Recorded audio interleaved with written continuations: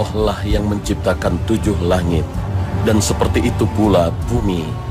Perintah Allah berlaku padanya, agar kamu mengetahui bahwasannya Allah Maha Berkuasa atas segala sesuatu, dan sesungguhnya Allah ilmunya benar-benar meliputi segala sesuatu. Al-Quran, Surah At-Tolaq, ayat 12.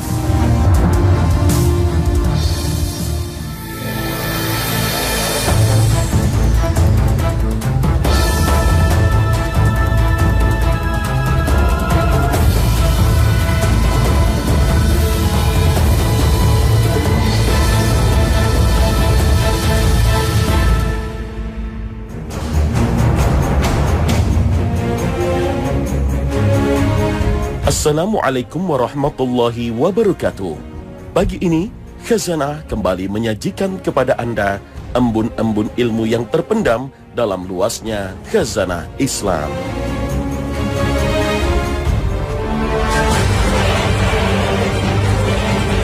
Seperti disebutkan dalam hadis Nabi SAW yang cukup panjang dan bersumber dari sahabat Barra' bin Azib, bahwa pada saat sakaratul maut, seseorang akan diperlihatkan pahala amal baiknya maupun amal buruknya.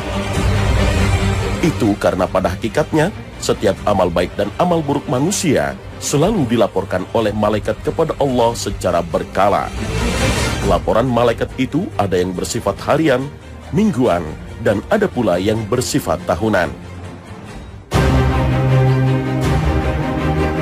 Di dalam kitab Sunan An-Nasa'i, diriwayatkan dari Usamah bin Zaid radhiyallahu anhu bahwa ia berkata, "Wahai Rasulullah, aku tidak melihat engkau berpuasa 1 bulan sebanyak puasa yang engkau lakukan pada bulan Sya'ban." Beliau menjawab, "Bulan itu bulan yang dilupakan oleh banyak orang, yaitu antara bulan Rajab dan bulan Ramadan. Pada bulan Sya'ban itu, amal-amal manusia dilaporkan kepada Allah Tuhan semesta alam. Aku ingin ketika amal-amalku dilaporkan, aku sedang berpuasa." Itulah laporan amal manusia yang bersifat tahunan, yaitu pada bulan Sya'ban setiap tahun.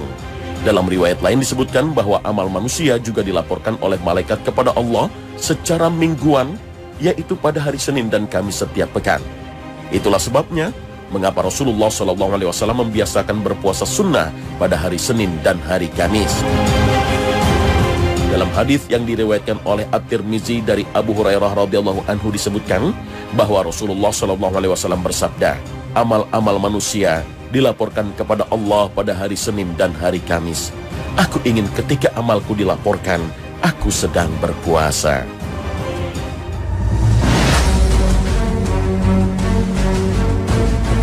Ada lagi laporan malaikat kepada Allah tentang amal-amal manusia yang bersifat harian. Laporan harian ini terjadi pada waktu subuh dan waktu asar. Dalam hadis yang diriwayatkan oleh Imam Bukhari dan bersumber dari Abu Musa radhiyallahu anhu, disebutkan bahwa Rasulullah SAW bersabda, "Sesungguhnya Allah memiliki malaikat-malaikat yang datang kepadamu secara bergantian. Pada waktu sholat subuh, malaikat-malaikat yang bertugas siang hari turun kepadamu, lalu bersama malaikat-malaikat malam menyaksikan sholatmu. Setelah itu malaikat malam akan naik dan malaikat siang tetap bersamamu di bumi.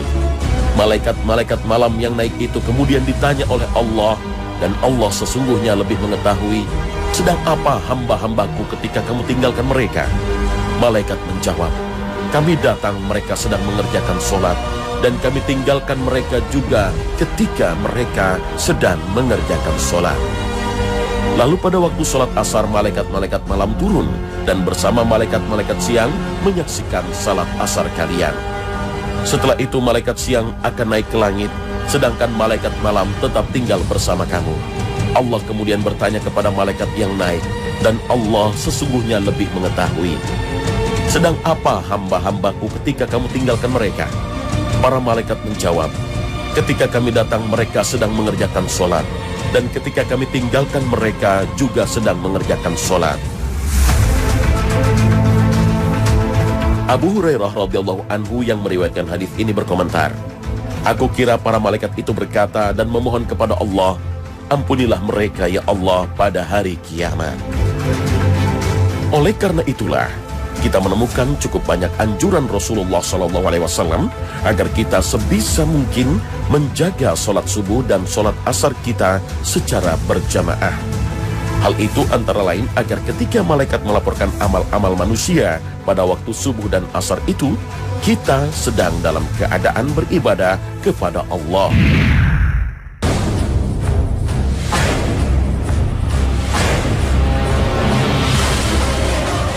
Pemirsa Khazanah, di dalam sejumlah riwayat hadis disebutkan bahwa amal manusia diangkat atau dinaikkan ke langit. Lalu apa sebenarnya hakikat langit itu? Dalam pandangan ilmu pengetahuan, langit adalah bagian atas dari permukaan bumi. Langit memiliki beberapa lapisan dan terdiri dari banyak gas dan udara. Langit bisa berubah-ubah warna, terkadang biru seperti pada pagi dan siang hari, dan terkadang merah seperti pada sore hari, atau terkadang pula hitam gelap seperti ketika turun hujan. Dalam bahasa Al-Quran, langit disebut as-sama, bentuk tunggal, atau as-samawat, bentuk jamak. Ada yang mengartikan langit adalah lapisan atmosfer yang melingkupi bumi. Lapisan itu sendiri terdiri dari beberapa bagian yang masing-masing disebut dengan nama tertentu sesuai dengan ketinggian atau jaraknya dari bumi. Ada lapisan troposfer, ada stratosfer, ada mesosfer, ada lapisan termosfer, ada lapisan ionosfer, dan ada pula lapisan eksosfer. Ada lagi yang memahami kata sab'a samawat, 7 lapis langit yang disebut di dalam Al-Quran sebagai benda-benda yang ada di langit, seperti bintang dan planet. Yang menjadi pertanyaan adalah, apakah langit yang kita kenal dalam ilmu astronomi sama dengan langit yang dimaksud dalam Al-Quran? Apa yang diungkapkan oleh ilmuwan mengenai langit itu sejauh ini baru sampai pada langit yang terdekat dengan bumi, baru pada langit yang pertama. Itu pun sampai sekarang ini manusia belum mampu mengungkap rahasia langit dunia. Adapun lapisan langit berjumlah 7 lapisan yang diungkap ilmu pengetahuan, bukanlah 7 langit yang disebut dalam Al-Quran. Manusia memang tak akan mampu menembus langit-langit itu, karena ke-7 langit itu dijaga oleh malaikat Allah yang tidak akan mengizinkan siapapun menembusnya kecuali atas izin Allah Subhanahu wa Ta'ala. Ini bisa dipahami dari perjalanan Mi'raj Nabi SAW bersama malaikat Jibril menembus langit. Setiap kali tiba di satu lapisan langit, Jibril meminta izin untuk dibukakan, dan malaikat penjaga membukakannya karena telah mendapat izin dari Allah Subhanahu wa Ta'ala. Jika demikian, bagaimana mungkin manusia mengungkap rahasia langit? Semua itu masalah gaib yang hanya Allah Subhanahu wa Ta'ala yang mengetahuinya. Namun, manusia cukup mengimaninya. Di langit ke-7 terdapat Baitul Ma'mur, rumah Allah di langit ke-7. Setiap harinya dikunjungi oleh 70.000 malaikat. Mereka bertasbih, memuja dan memuji Allah Subhanahu wa Ta'ala. Malaikat-malaikat itu tanpa kenal lelah dan bosan melakukan tawaf mengitarinya, seperti layaknya malaikat dan manusia bertawaf mengelilingi Ka'bah di bumi setiap saat. Dengan begitu tempat ini begitu mulia dan dimuliakan layaknya Ka'bah di muka bumi. Begitu agungnya Baitul Ma'mur hingga Allah Subhanahu wa Ta'ala dalam firman-Nya bersumpah atas nama Baitul Ma'mur. Wal Baitil Ma'mur was Saqfil Marfu'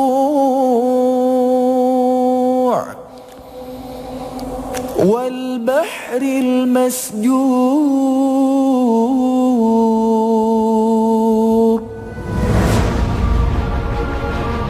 Demi Baitul Ma'mur, demi atap yang ditinggikan langit, demi laut yang di dalam tanahnya ada api.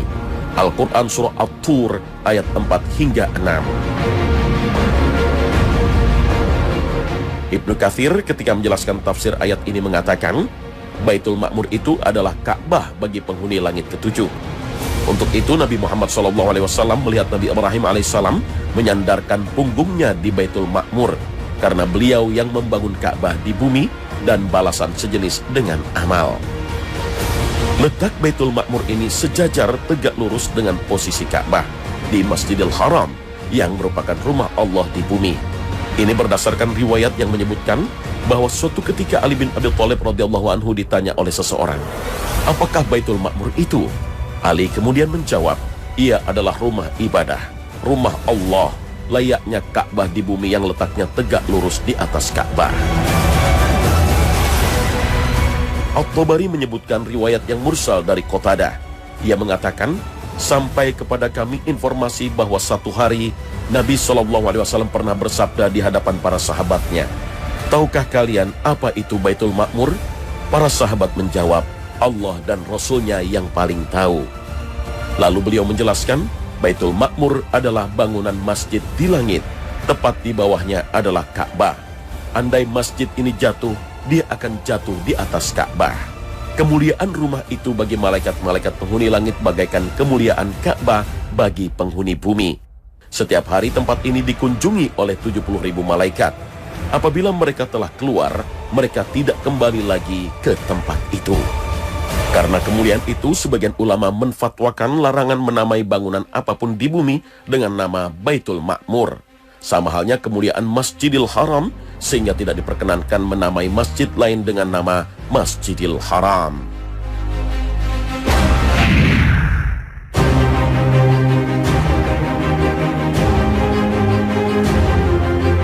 Pemirsa Khazanah, ketika melihat langit, pernahkah kita berpikir di mana letak dari ujung semua semesta ini?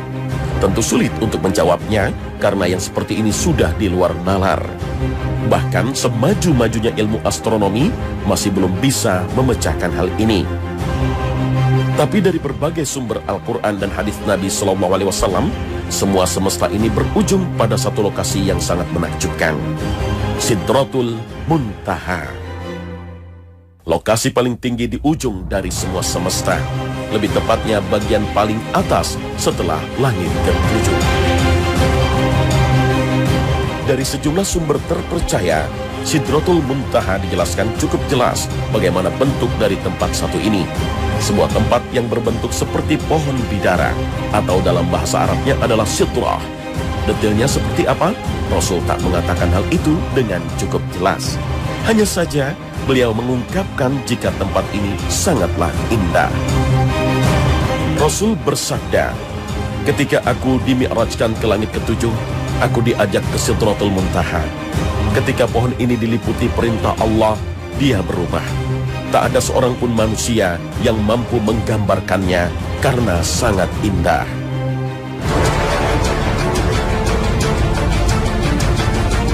Dalam riwayat Ibnu Mas'ud radhiyallahu anhu disebutkan bahwa dinamakan Sidratul Muntaha karena semua ketetapan Allah yang turun pangkalnya dari sana, dan semua yang naik ujungnya ada di sana. Selayaknya pohon, Sidratul Muntaha juga memiliki daun, buah, dan akar. Hal ini juga tersirat dalam sabda Nabi SAW. "Aku melihat Sidratul Muntaha di langit ketujuh. Buahnya seperti kendi daerah Hajar, dan daunnya seperti telinga gajah. Dari akarnya keluar 2 sungai luar dan 2 sungai dalam." Kemudian aku bertanya, "Wahai Jibril, apakah keduanya ini?" Dia menjawab, "Adapun 2 yang dalam itu ada di surga, sedangkan 2 yang di luar itu adalah Nil dan Efrat." Hadits riwayat Bukhari. Dengan bentuk daun seperti telinga gajah yang lebar-lebar yang sangat rimbun, hingga sebuah riwayat ada yang menyebut jumlahnya sama dengan bilangan makhluk yang Allah ciptakan. Dari sini makin terbayang seperti apa Sidratul Muntaha, betapa rimbunnya tempat ini. Saking rimbunnya, Nabi mengilustrasikannya dengan sangat tepat dalam sabdanya, "Orang yang naik kuda baru bisa melintasi bayang-bayangnya selama 100 tahun atau 100 penunggang kuda. Bisa dinaungi bayang-bayangnya. Di sana ada laron dari emas, buahnya seperti kendi besar." Hadits riwayat Turmuzi. Sidratul Muntaha begitu agung dan indah, sampai-sampai Nabi tidak kuasa menggambarkannya. Dalam sabdanya dia menjelaskan, "Ketika saya dimi'rajkan ke langit ketujuh, saya diajak ke Sidratul Muntaha. Ketika pohon ini diliputi perintah Allah, dia berubah. Tidak ada seorang pun manusia yang mampu menggambarkannya karena sangat indah. Hadis riwayat Abu Ya'la. Di tempat inilah Nabi SAW melihat wujud asli malaikat Jibril. Karena sepanjang hayatnya, malaikat Jibril selalu datang menemui Nabi dalam rupa-rupa yang berbeda. Dan ini adalah kali kedua Nabi melihat wujud asli Jibril alaihissalam. Peristiwa yang kemudian menjadi buah bibir di kalangan Quraisy yang menjadikannya sebagai kesempatan untuk memperolok Muhammad sallallahu alaihi wasallam. Inilah yang diabadikan Allah Subhanahu wa taala dalam Al-Qur'an. Apakah kaum musyrik Mekah hendak membantahnya tentang apa yang telah dilihatnya? Sesungguhnya Muhammad telah melihat Jibril itu dalam rupanya yang asli pada waktu yang lain, yaitu di Sidratul Muntaha. Di dekatnya ada surga tempat tinggal. Muhammad melihat Jibril ketika Sidratul Muntaha diliputi oleh sesuatu yang meliputinya. Penglihatannya Muhammad tidak berpaling dari yang dilihatnya itu dan tidak pula melampauinya. Sesungguhnya dia telah melihat sebahagian tanda-tanda kekuasaan Tuhannya yang paling besar. Al-Quran Surah An-Najm ayat 12 hingga 18. Apakah orang musyrikin hendak meragukan dan membantah bahwa Rasulullah SAW telah melihat Jibril? Padahal dia telah melihat Jibril dalam bentuk aslinya sebanyak 2 kali. Pertama, ketika Jibril berada di atas ufuk yang tinggi di bawah langit dunia setelah Nabi menerima wahyu pertama di Gua Hira. Dan kedua, ketika di Sidratul Muntaha di atas langit ke-7 saat beliau menjalani Mi'raj. Nabi Muhammad SAW melihat Jibril di tempat tersebut, tempat para arwah yang tinggi dan suci yang tidak bisa didekati setan atau arwah yang buruk. Di dekat Sidratul Muntaha terdapat surga yang berisi seluruh puncak kenikmatan yang menjadi puncak angan-angan. Inilah yang menjadi dasar banyak ulama yang mengatakan surga berada di tempat yang sangat tinggi di atas langit ke-7. Ketika Sidratul Muntaha diliputi dengan ketetapan dari Allah, menjadi sesuatu yang sangat besar dan indah dengan gemerlap warna. Tidak ada yang bisa menggambarkan keindahannya dengan rinci kecuali Allah. Pandangan Nabi SAW tidak toleh-toleh dari arah yang menjadi tujuannya, tidak juga melebihi batas yang diizinkan. Ini menunjukkan bagaimana adab beliau SAW. Saat itu beliau melihat berbagai kejadian yang luar biasa. Beliau melihat surga, melihat neraka, dan melihat kejadian gaib. Dari sekian makhluk yang Allah ciptakan, ada makhluk yang dimuliakan. Wa inna alaikum lahafidhin kiraman katibin. Allah menyebut malaikat itu dengan kiraman katibin. Malaikat yang dimuliakan, yang mencatat amal perbuatan kita. Karena malaikat itu makhluk yang dimuliakan, kalau kita sering dekat dengan malaikat, tentu kita pun akan dimuliakan. Rasulullah SAW bersabda, la yaqudu qaumun yadhkurunallaha illa haffaz alaihimul malaika wa nazalat alaihim sakinah wa ghasyiyat alaihimur rahmah. Tidak ada orang yang duduk dalam satu majlis, di majlis itu dikutip, disebut nama-nama Allah, yadhkurunallah, berzikir kepada Allah, illa haffaz alaihimul malaika, kecuali malaikat akan hadir, akan turun dari langit mendekati majlis itu dan akan menaungi majlis itu dengan rahmat dan keberkahannya. Ini contoh bahwa kita undang malaikat dengan zikir dan wirid. Ketika kita membaca subhanallah, alhamdulillah, Allahu akbar, sebenarnya kita sedang mengundang malaikat untuk dekat dengan kita. Membaca Al-Quran salah satu zikir, karena setiap yang kita baca dari ayat-ayat Allah, maka setiap huruf itu berpahala dan itu merupakan zikir. Ketika kita membaca Quran, sebenarnya kita sedang mengundang malaikat yang mulia itu mendekat kepada kita. Bulan Ramadan adalah syahrul Ramadan alladzi unzila fihil Quran. Di bulan Ramadan diturunkan Al-Quran. Karena itu Rasulullah menyuruh kita untuk lebih rajin lagi membaca Al-Quran. Begitu kita rajin membaca Al-Quran, sesungguhnya malaikat rahmat turun mendekati kita. Kemudian ada lagi amalan yang bisa membuat malaikat itu hadir, yaitu kita bertaqarrub dengan sholat. Ketika kita sholat, sesungguhnya malaikat mengaminkan apa yang kita baca di dalam sholat. Oleh karena itu ada hadis yang menyatakan ketika imam mengucapkan amin, maka makmum harus mengucapkan amin. Karena siapa yang aminnya bareng dengan aminnya imam, itu sama dengan bareng dengan aminnya para malaikat. Ini mengandung makna bahwa sholat sunnah yang kita lakukan, sholat wajib yang kita lakukan, itu juga mengundang malaikat hadir dekat dengan kita. Dan ada yang tidak boleh dilupakan, ucapan. Ucapan itu adalah doa. Rasulullah pernah ditanya, "Ya Rasulullah, kepada siapa saya berbakti?" Kata Nabi, "Ibumu." "Kepada siapa lagi?" "Ibumu." "Kepada siapa lagi?" "Ibumu." "Kepada siapa lagi?" "Ayahmu." Nabi menyebut ibumu itu 3 kali, mengandung makna bahwa ucapan seorang ibu, doa seorang ibu itu lebih cepat menembus aras, lebih banyak didampingi oleh malaikat. Oleh sebab itu, berucaplah yang baik, berucaplah yang mulia, karena sesungguhnya ucapan itu adalah doa. Apalagi orang tua kepada anak-anaknya.